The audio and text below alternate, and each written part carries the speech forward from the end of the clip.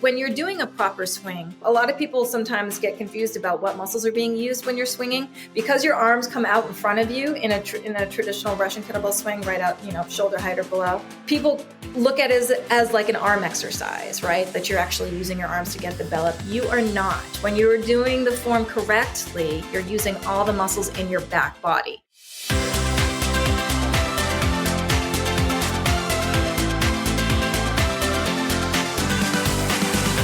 Hey there, I'm Amy Connell. Welcome to Graced Health, the podcast for women who want simple and grace-filled ways to take care of themselves and enjoy a little chocolate.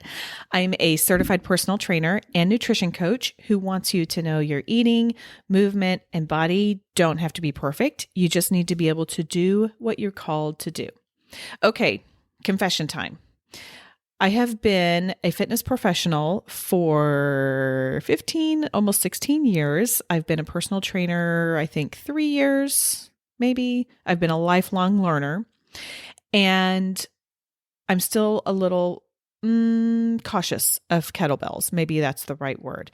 So if this is you, let's just be honest here. Have you ever walked by those kettlebells at the gym and got, those look really cool, but I really don't know what to do with them, and I'm afraid I'll hurt my back. So if that's you, this is a great episode for you today. Now, you know that I love the fitness aspect of things, and I love getting all things geeky with fitness. This one is great in a very specific way. Now, even if you have never tried kettlebells, I think this is an episode worth listening to. I have to admit, on my list to do today is to go by one of my big box sports stores and pick up a heavier kettlebell. My guest today is Coach Gretchen Meyers. You met her at the end of 2020 as we discussed our perspective and our hope as trainers as we enter the new year. And if you didn't hear that conversation, this is your invitation to go back and listen to it, even if you are listening in February, which is when this is originally airing of 2021, because she brings some really great stuff, and I think it is applicable all year long. But today we do get really technical and we dig into kettlebells. And, like I said, I'm not very educated about this. So the questions that I ask, I'm really wanting to know. Gretchen is a certified personal trainer. She's a kettlebell instructor, obviously, and lover of moving in all the ways. She's been training clients and teaching group classes for over 15 years. 2 years ago, she decided to go into business for herself by teaching kettlebell classes out of her garage and training clients in her home, which, by the way, worked out really well in a COVID world. But since then, her business has moved completely online, where she continues to teach classes, train clients, and offers other fitness programs for those looking to get strong, mobile, and durable. Now, before we get to Gretchen, I wonder if you have yet gotten the free download, How to Enjoy Shame-Free Health by Breaking 8 Rules. Yes, I want you breaking some rules. There's a lot of health rules out there. There's a lot of Pinterest memes that are junk. We're just going to call it that. So go over to gracedhealth.com/bad rules, get the free download, and start breaking some rules with me, because I am a rule breaker, but these need to be broken. Okay, let's bring on Gretchen. Gretchen, I'm so glad you're here. Welcome to the show. Thank you for having me. I'm so looking forward to chatting with you. I know it is. There's something about social media. It can be a double-edged sword for sure, but I have really enjoyed getting to know you particularly over Instagram, and seeing what you do, what your expertise lies. I've been in the industry 15 years. I think you've been in it about that long, which I want to talk about here in a second. And I learned so much for you. So just thank you for all of the stuff that you put out there to educate all kinds of people, including people who've been in the industry for a while. I want to start off, and if you could just tell everybody a little bit about yourself, how you got into training, what brought you into the fitness industry, and all of that kind of good stuff. Okay, I'll go there. All right. So thanks again for having me. I really am happy to be here and to actually see your face, where, you're listening to us listeners, but I get to see your face. So I'm lucky over here. So I started my training, it was kind of a second career for me. I grew up in a household where my mom had an in-home daycare, and it sort of just, my life just kind of went that way because that's what I knew, and it made sense. So I began, I went to school for early childhood when I was younger, and I started teaching preschool, and I was nannying at the time. And on my very last preschool job, I implemented a program for preschoolers, an after-school sports program. And I just got so much joy from it. I really did. And I was like thinking, my husband and I, we had just kind of decided that we were going to get married and have kids. And I thought, I don't think I can do both. I don't think I can teach kids and have my own kids and actually keep my sanity. Yeah. I don't think I give so much to my kids and honestly my clients now too, but it's a different mentality. Right. So I was thinking, what can I do besides this? And I was like, well, I really do love I'm so passionate about movement and watching these kids kind of go from not being able to balance on one foot to balancing on one foot. I think I could do that with adults. So that's where I kind of started with getting into my personal training certification. I had a lot of other background reasons, but that was kind of the main thing, the kickstart that got me in there. And so just from there, it was kind of, I just developed my career. I just kept learning more and more things and getting more and more specializations. Because as you know, as a personal trainer, you have to have a lot of education. Mm-hmm. We pay a lot of money to stay as educated as we are to bring the best for our clients. So I just kind of went from there. Yeah. Okay, that's cool. It's funny. When my kids went back to school, or when my kids started school, I have my boys are 20 months apart, and so they were 2 grades apart. And once the younger one got into school full time, I was like, okay, I kind of need to do something because I like to say I'm in phase 3. Phase 2 was stay at home mom. Phase 1 was the corporate world, and so I kind of was trying to figure out what to do. And I actually ended up volunteering for about a year at a women's shelter in our county. Mm-hmm. And what I did was like once a week, I went in there and they just gathered up whatever preschool age kids were at the shelter. And I just did little, kind of what you were talking about, just having them move and giving them places. And it was fun. It was definitely, I don't have like early childhood. That's not my forte. But it's a fun experience, and to see them enjoy moving when they don't, when they don't even know that they're like quote unquote exercising. It was a really fun experience for sure. Oh, that's awesome. Yeah. So you know what I'm talking about then. It's very exciting to see it. And I just wanted to keep going. I wanted to see like someone who wasn't 5 progress, to learn that they could do something on their own. It just got me so excited. Yeah. Yeah. Interesting. Totally. Well, one of the things that I really want to focus on with you today is kettlebell training.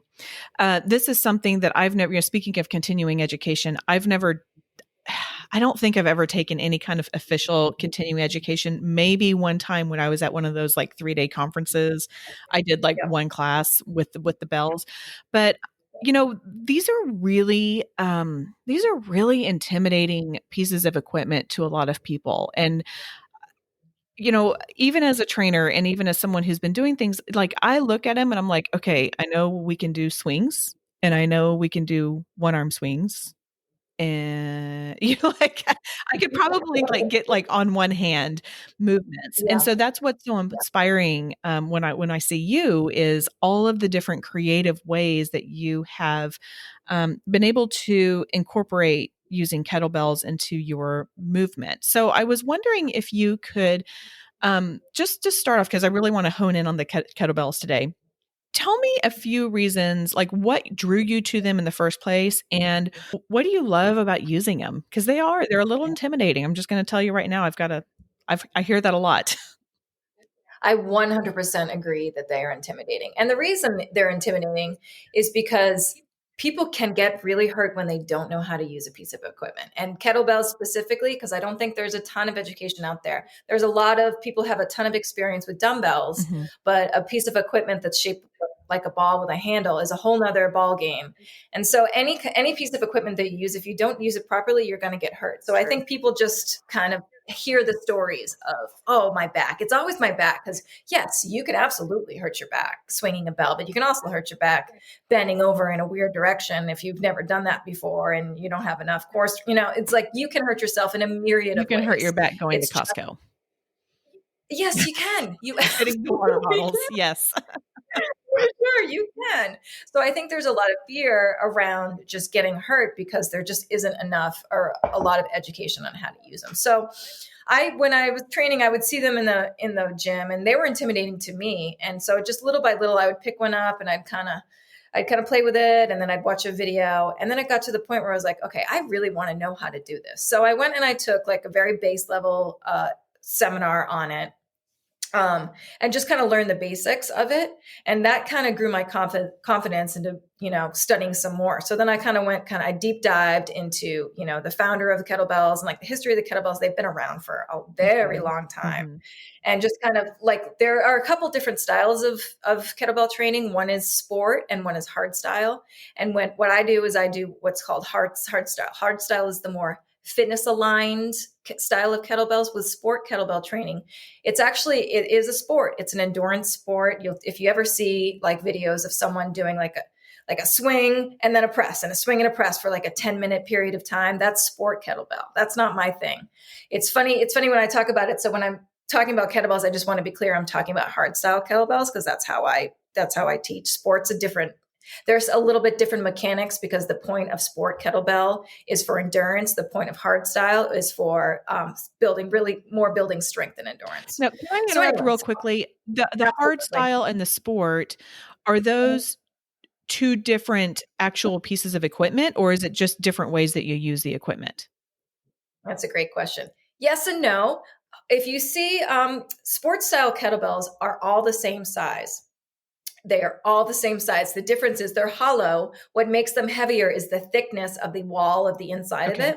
So if you see a big kettlebell, I don't have one here, I would show you a big round bell with kind of a square handle, and they're all the same size. They're color coded. That's how you know what the weight is of them. A hard style kettlebell, the weights are different sizes. So you'll have a smaller bell for a lighter bell, and they just keep getting bigger. Okay. So you can do sports style with a hard style kettlebell, but I don't think any of those people want to do that. And I don't actually like the sports style kettlebells, the bigger balls myself, but I know plenty of people who do hard style kettlebell training with a sports bell. So it's preference. Okay. Is really what it comes down to. Does that answer that? Yes. Sorry to interrupt, but I wanted to get into that before you kept going. So sorry, go on. Yeah.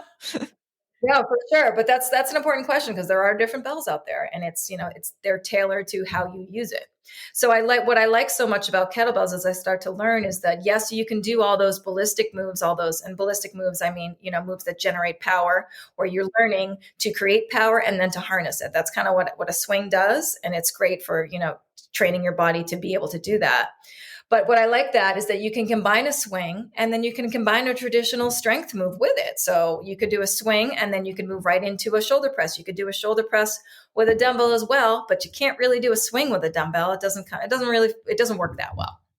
You can do a kettlebell swing with a dumbbell, but the shape of the dumbbell makes it just kind of awkward, and it's not the best way to swing a bell. When you're swinging a bell, because of the weight difference, because the weight is offset, it makes you work so much harder to be able to stabilize and keep your body upright, and to be able to, your core works a lot harder when you have that offset weight. Swinging a dumbbell, it's a balanced weight, because you have the same amount of weight in your hands as at the end of the bell, right? So. Okay. When that was one of my questions, so it sounds like it does kind of change the biomechanics of how you swing and the benefits that you get out of it. And I totally get that. I mean, there have been times I have led classes and we don't have an abundance of kettlebells. And so I'll be like, all right, just turn it perpendicular and hold it that way. But and I think the other thing too, when you're holding those dumbbells perpendicular, is there's always the fear, at least there is for me, there's always the fear of like, I don't want to drop this. Like, what if I let go of this mid swing all the way up and it's going to go crashing into a neighbor or a mirror or something? To be fair, you can do that with a kettlebell too. True. But it does, I think it's just, there's just something a little bit more natural about holding on to something that the handle of the bell. Yes, exactly. Having a handle that's what I mean. It's just designed for those kinds of moves. Dumbbells are not designed for those kinds of moves. Yeah. So Yeah. yeah, so then I just I went from there, and I studied and I studied and I practiced, and I used it in my own practice, and I read about, kettlebells and back pain. And with my second child, who's now 10, that's when I really started digging in, because I had some serious back pain when I was pregnant and after I had him.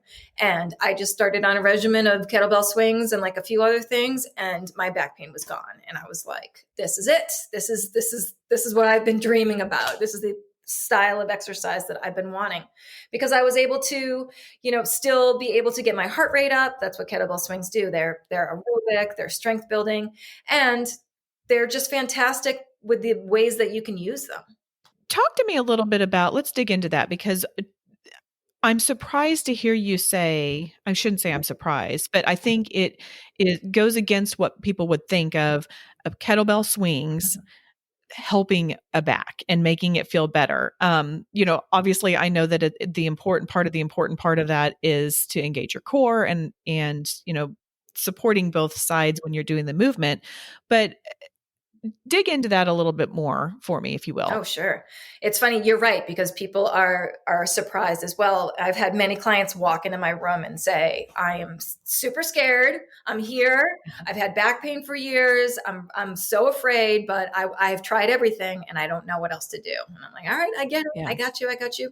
Yeah. So when you're doing a proper swing, you're actually, so a lot of people sometimes get confused about what muscles are being used when you're swinging, because your arms come out in front of you in a traditional Russian kettlebell swing, right up, shoulder height or below.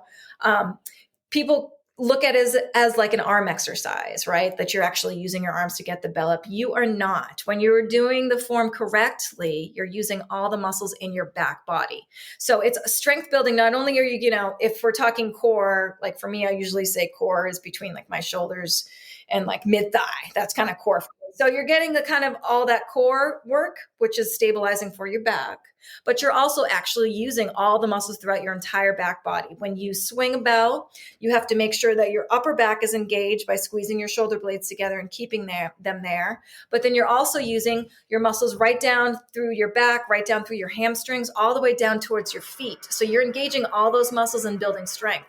And when you have that core engagement in there, it's the safest place to be to build strength and get you out of back pain. All right. So while we're here, I was wondering if you could verbally cue my listeners on the proper way to do just a basic swing. I'm probably getting ahead of myself a little bit, but I know you're used to doing this, and it's so fun for me to see you when you're talking, you're like rolling the shoulders back, which you do on every single video, which I love, love, love, because people need to remember to pull your shoulder blades back on almost anything that they're doing. But yeah, can you just give us like a verbal step-by-step of just take a basic swing? I will. I just wanted to tell you, one of my friends who's a yoga teacher has a bumper sticker, and it says, shoulders back and down, always a good idea. Yes. So yeah, you're essentially starting, and I always cue people, I set them up to begin with rolling your shoulders back. And anytime you do, you will feel your shoulder blades squeeze together. And then you lock in that position, okay? And then you're going to want that position whether you deadlift or swing. And I always tell people, if they're familiar with a deadlift, all that a kettlebell swing is just, it's a ballistic deadlift, meaning it's a quick deadlift, right? So if you are hinging at the hips, and when I say hinge, you're going to send your tailbone towards the back wall. So you want to think about, when you get into that hip hinge, your tailbone is going to be heading towards that back wall. With those shoulders locked back and down, sending that tailbone back, a slight bend in your knees, you'd grab the bell by the handle, and then you'd swing it back in between your legs, pretty high in between your legs. And then with the power of your back body and with your glutes, you drive through those hips to send that bell forward, kind of like a hip snap only. As you bring that bell up to shoulder height or a little bit lower, whatever feels comfortable for you. And then you bring it back between your legs and continue the movement. So it's more like an explosive deadlift. Now, is there a place in between the legs that you like to cue people to do it? Like, I mean, I have heard anywhere between your knees, between your calves. I mean, is there a right way or a recommended way of where to place that bell? I say high up in your crotch. That's what I'd cue my. Okay, you take it up. Yeah, you want it up pretty high. Yeah, because the lower that you go, the easier it is to lose your form, right? So and I always tell that to people, the farther out that you throw the bell, the easier it is to disengage through your upper back, right? If you have that bell way out there, your shoulders, that lock that you have of your upper back is going to go with it. So sometimes I tell people to keep their arms in. And in the same instance, the lower you go with the bell, the more you're apt to round through your back to get the bell between your legs. So if you have it up in kind of in between your crotch, you're going to keep that back flat a lot easier than if you drop it any lower than that, if that makes sense. That makes a lot of sense. That makes a lot of sense. And then the other thing I'm hearing you say is there's no one right way of how high to take it with your arms as long as you are keeping correct form. That is true. I often cue people, especially new people to kettlebells, to keep their elbows in. And I do that because, as I was just saying, that the farther that your arm's out, the easier it is for you to disengage through that upper back. So if you keep your elbows in, you can still swing that bell in between your legs and you can still bring it up. It's kind of like pterodactyl arms a little bit, but it helps keep those shoulders back and down. And you can stay swinging that way, or once you get familiar, you can send your arms out farther if you feel ready for that. Yeah. There's not one right way to swing, really. That, you know what, that's so freeing too, because I think it's so funny, the people, and I know you get clients too. I mean, some of them just want to go and do. Yeah. And then some of them are so concerned about doing it right. And I'm like, just relax a little bit. Like, I'll cue you if there's something, if I see something really bad, and I absolutely want good form, but part of it too is just figuring out how you work within the movement. Yes, that's so true. So that's really freeing. And the other thing I loved, like, I've never seen until you did it just within the last couple of weeks, keeping those elbows in, kind of locked by your rib cage, and I was like, I can do that with my shoulder because I'm fighting this shoulder injury. That's so true, Amy. Yeah, right? Yeah. I haven't tried it yet. No, I'm kind of speaking of like making sure that I do the right things. My physical therapist, who was actually just recently on, Ted Cargbo, I can put the link in the show notes, but he gave me a program to do. And so I'm like, I'm doing that. I'm like, I'm going to follow the rules and I'm going to do this because I want to make sure that I'm doing everything right. Absolutely. But he was out. I mean, it was interesting when I was working with him. He was like, well, if it feels okay, then you can do it. But if it doesn't, then it's fine. Kind of the same thing that you were saying. And it's like, listen, it's that art of listening to your body, for sure. Is there anyone that a kettlebell is not appropriate for? A completely new person to strength training. Okay. I would not start. I've had a couple people kind of, I've had many clients walk into a classroom or approach me about working together with kettlebells. And without having some basic foundational understanding of what a squat is, what a deadlift is, what a plank is, all of those things, just basic body mechanics. If you are brand new, if your exercise routine involves like just walking and no strength training at all, I wouldn't start with a kettlebell.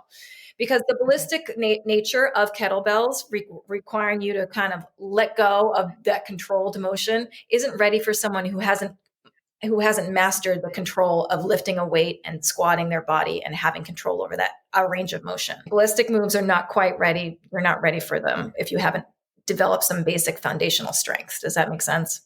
Yes, that does make sense. And I was wondering if you could, for listeners who are not as familiar with the term, can you define ballistic and explain a little bit about what that is? Yeah, sure. So the ballistic a ballistic move is the opposite of a controlled movement. Okay. So when you are doing a bicep curl, for example, you are controlling that weight up and you are lowering that weight. You are building strength that way. A ballistic moves uses momentum. So you're kind of like you would, throw a ball against a wall or up in the sky or whatever. You're using the power of your body to generate force.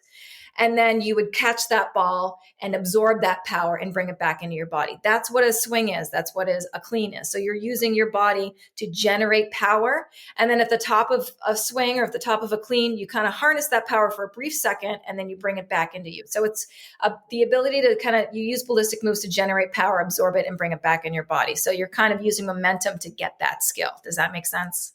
Yes. Yeah. Yes. Okay. Thank you for clarifying that. Yeah.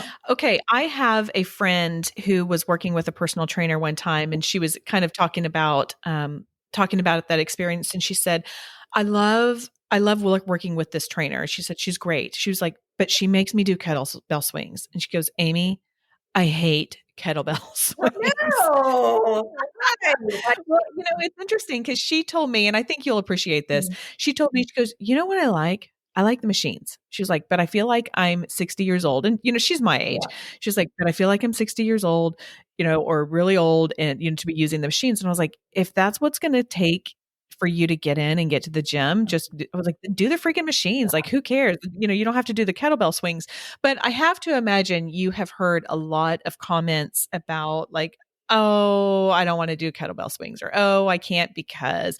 Can you talk to me a little bit about some of the, we'll call them resistant comments Mhm. you Yeah. have heard and what you would typically say in response to that?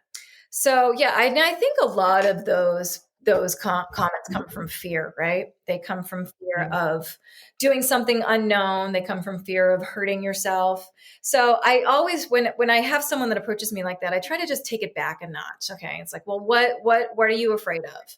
And it's mostly, I don't know how to do it. I'm going to hurt myself, and I'm like, all right, well, let's back it down a notch, because what a kettlebell swing is a deadlift. It's a hip hinge. Oh no, then I'll say, what's a deadlift? It's a hip hinge. So if I just take somebody back back in the old days when we had in-person classes, at least where I would take someone, I would often, and even I do Zoom classes now, and I often have people doing several different things depending on where they're at. And so I might just have somebody just work on a hip hinge. Like, okay, we're not going to swing yet until you feel really comfortable sending your hips back and coming up powerfully and squeezing your glutes at the top and using those muscles. When you feel comfortable there, then we can add some weight to your chest and what's called a chest supported swing. So then I would have someone hold a kettlebell in at their chest so they get the feel of having a weight and then still hinging at the hips and coming forward.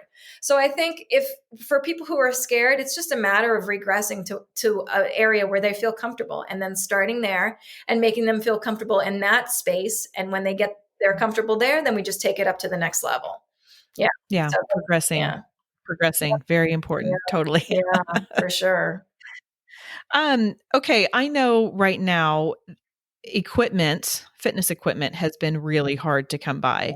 I did a quick little search. It seems like there are places to get kettlebells now. Do you find that is true? Yes, only within the last, I'd say 2 to 3 weeks have I been seeing, actual normal price kettlebells, because for a while there, it was like you could find some kettlebells on Amazon, but they were like calling them collector's items and charging for Seriously?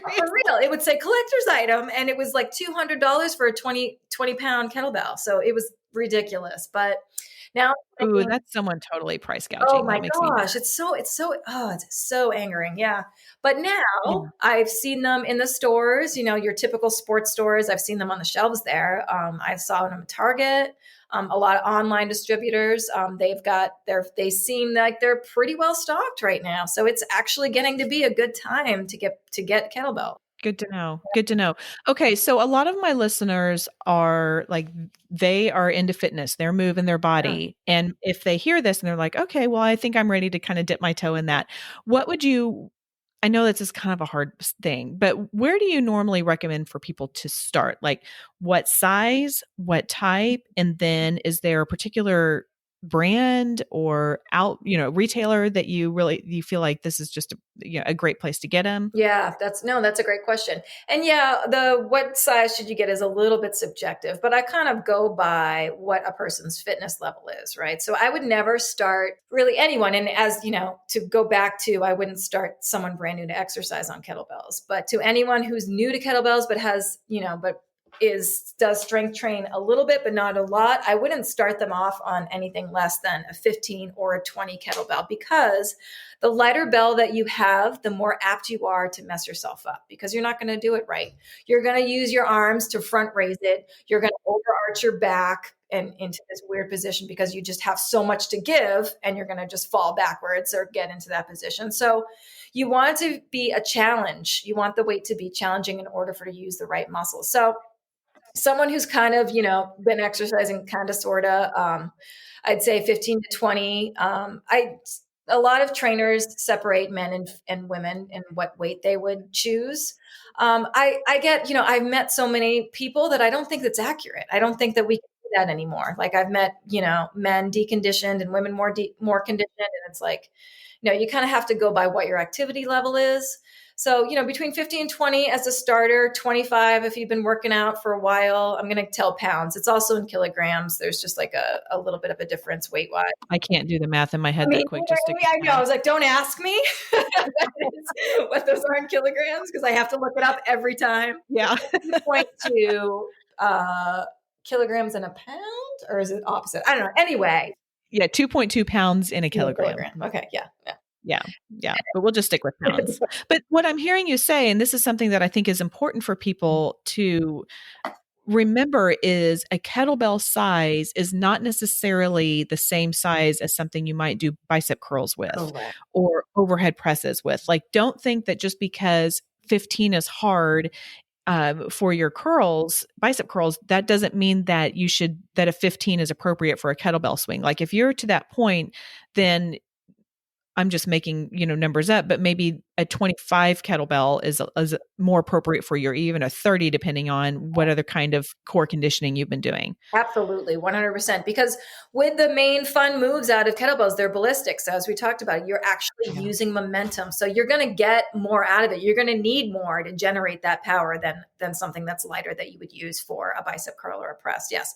That being said, I like to have people to have options, right? Because when you do use kettlebells, like you want something for swings, but then you also want something that you can press or that you can clean. And when I say clean, it's a move that brings it from the floor up to racked position, which is holding your palm kind of at your shoulder. And that's a move. That's a starting point from where we press.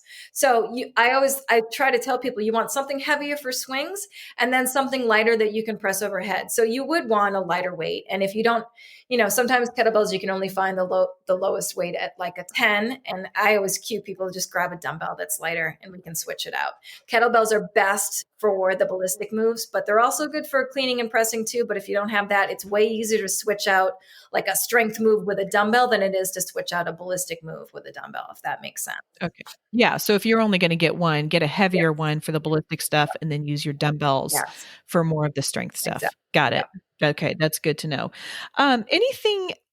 Let's see. I want to go back. I know you have a program, a kettlebell blueprint program, and I love that you call it blueprint. So tell us a little bit about that.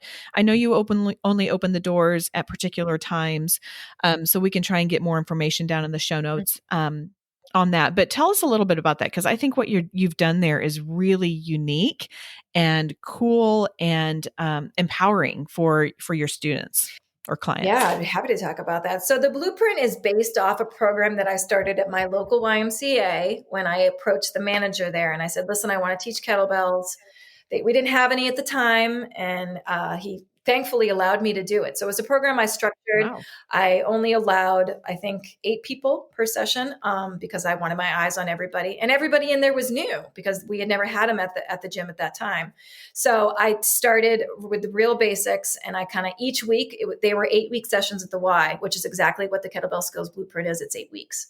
So we would learn something week 1, and then we'd build off, and we'd learn something week 2, all the way up through week 8, and then we'd start over.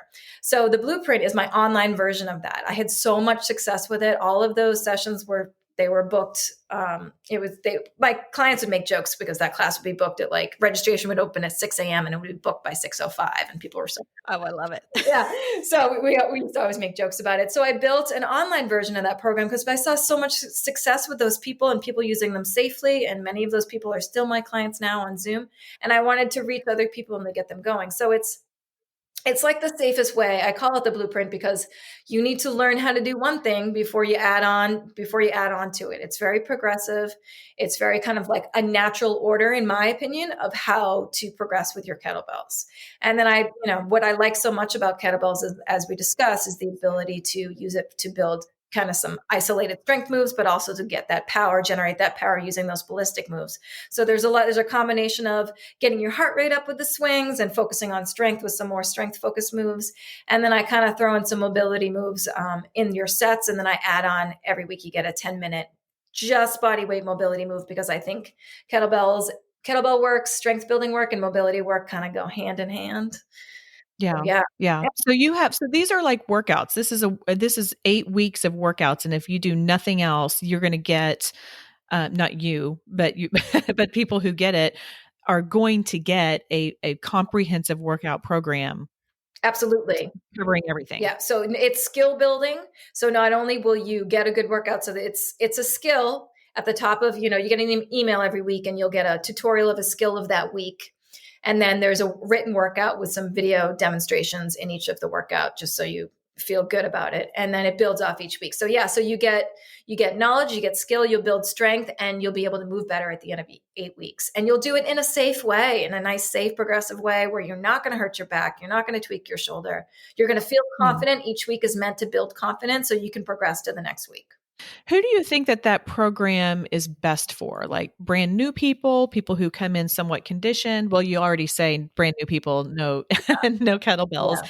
but who would be an ideal client for that? That's a great question. And I can't even say that there is one, because I've had young people. I have a client who's 70, who's worked with me since he was one of my first clients. So I think anybody, as long as you have some basic know-how of basic functional movements, like how to squat, how to lunge, you've been kind of moving around. Other than that, it's for anybody. Like I said, I've had clients walk in there with back pain saying, I don't know what to do, but I'm here. But that one of my clients who was the most scared is one of my greatest friends, and she's like doing all the things in her life that she wishes that she could have done years ago, so Yeah, it's I for love everybody. Yeah.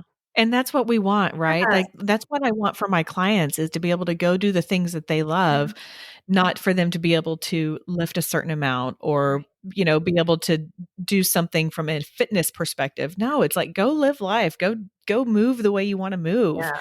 And like I think you're sitting there cross-legged, it looks Yep. like. Yeah. Yep. So we've been sitting here for 40 minutes, you guys. I mean, listeners, can you listen? Can you sit cross-legged for 40 minutes?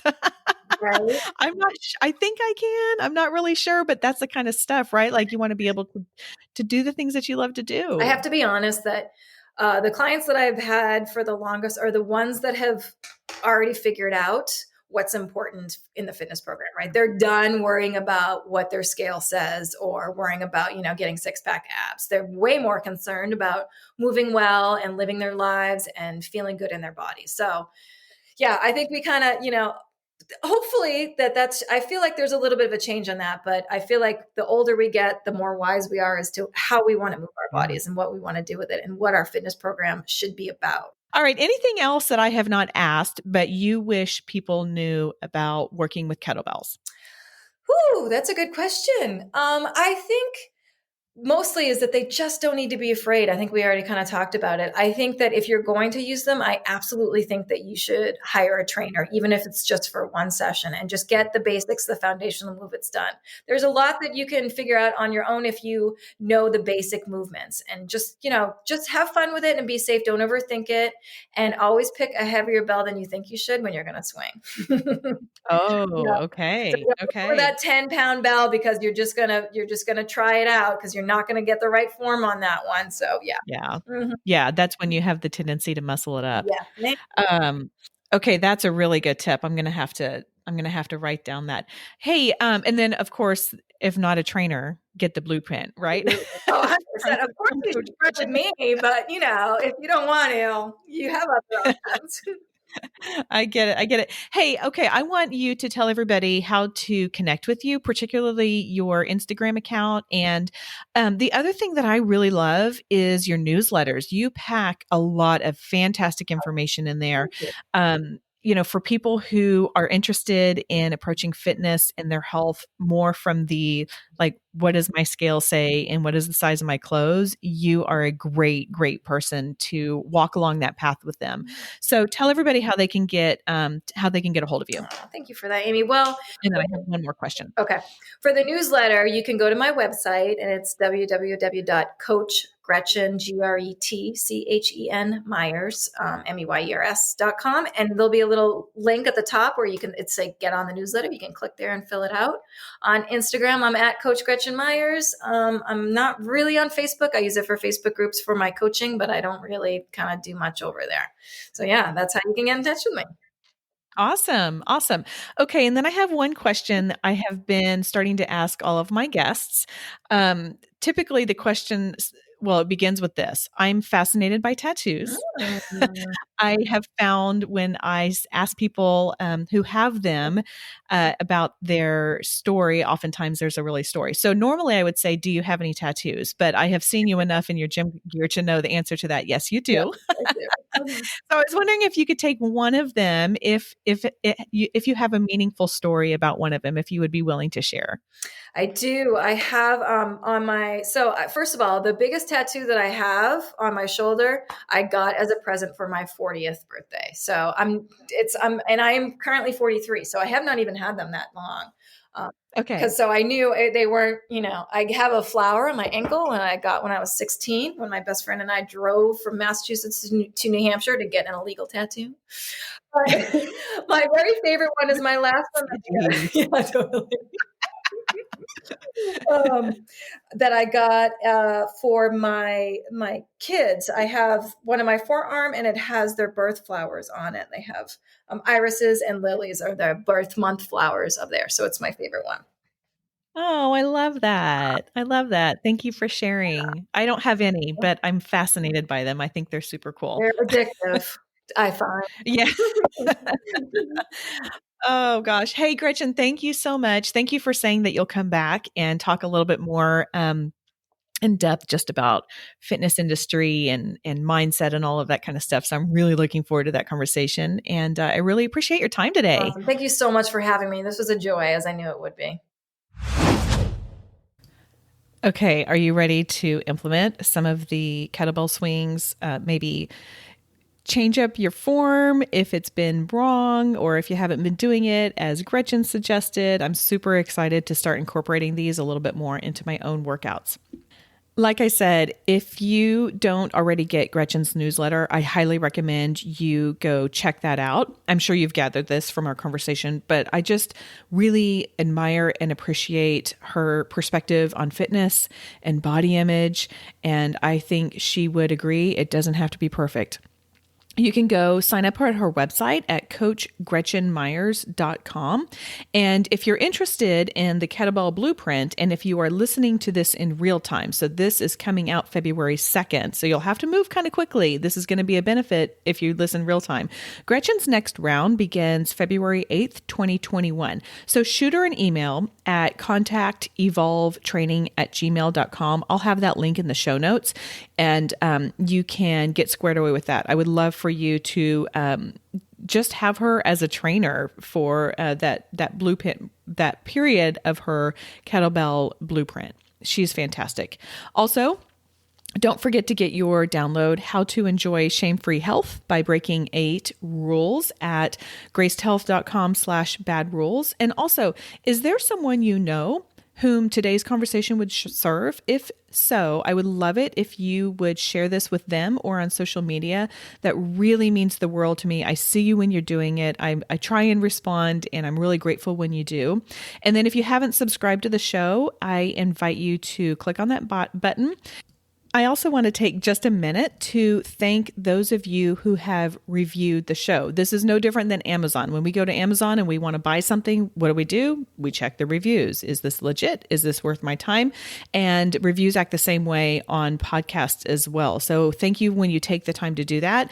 I want to give particular shout outs to Susie H., Dr. Chi, whom actually you met earlier in season 8, and Sherry F. Thank you guys so much for your time. I know Apple does not make it easy to do reviews. So when you take the time to do that, I am really grateful for that. What's the one simple thing I want you to remember? This is something that I try and do each week is just, sometimes we cover a lot of information and I want to just pull it down because I like to give you simple and grace-filled ways to take care of yourself. So what's the one simple thing? Don't fear the kettlebells. If you have transitioned to working out at home and you have that solid foundation of fitness, go to your big box store like I'm going to this afternoon and get 20 pounds, maybe a little bit more, and tune into Coach Gretchen Meyers on Instagram for inspiration and education. Let's not fear those kettlebells anymore. Okay, that is all for today. Go out there and have a graced day.